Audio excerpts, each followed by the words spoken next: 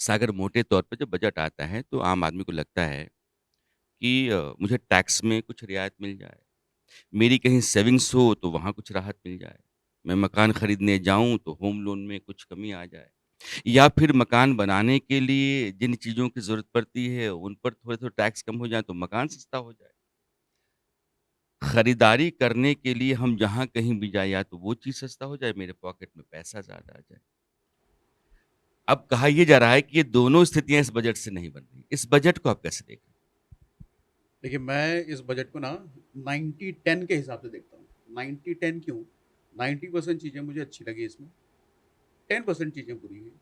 लेकिन जो 90% चीज़ें अच्छी हैं, वो भी शॉर्ट टर्म में किसी को भी अच्छी नहीं लगेंगी। हुँ, उसको भी ढंग से समझने के लिए, ढंग से उसकी अच्छाई देखने के लिए आपको कम से कम 2 से 3 साल बाद का इम्पैक्ट देखोगे, तब वो अच्छा लगेगा। क्योंकि साल 2 साल में उसका कोई इम्पैक्ट नहीं है। तो शॉर्ट टर्म के लिए ये बजट अगर बोला जाए कि शॉर्ट टर्म के लिए बजट कैसा है, तो बेकार है। लॉन्ग टर्म के लिए बजट ये सच में है और कई सारे मायने हैं उसके और वो हम बात जैसे करेंगे जैसे जैसे आपने बताया। हाँ, जैसे मैं बताता हूँ। देखो कोई भी बजट जो होता है ना, देश की जो हालत सिचुएशन चल हुँ, रही है उसके अकॉर्डिंग होता है। अभी जो सिचुएशन है, पिछले 1 साल का अगर डेटा देखा जाए, सरकार के टैक्स की कमाई की ग्रोथ कितनी है?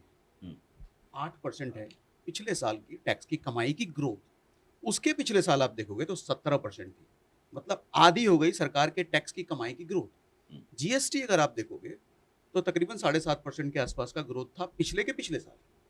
पिछले साल 6% के आसपास रहा है। तो जीएसटी में भी कमाई। तो मोटा-मोटी ये दिख रहा है कि सरकार की कमाई की जो स्पीड है, वो लगभग आधी हो गई है।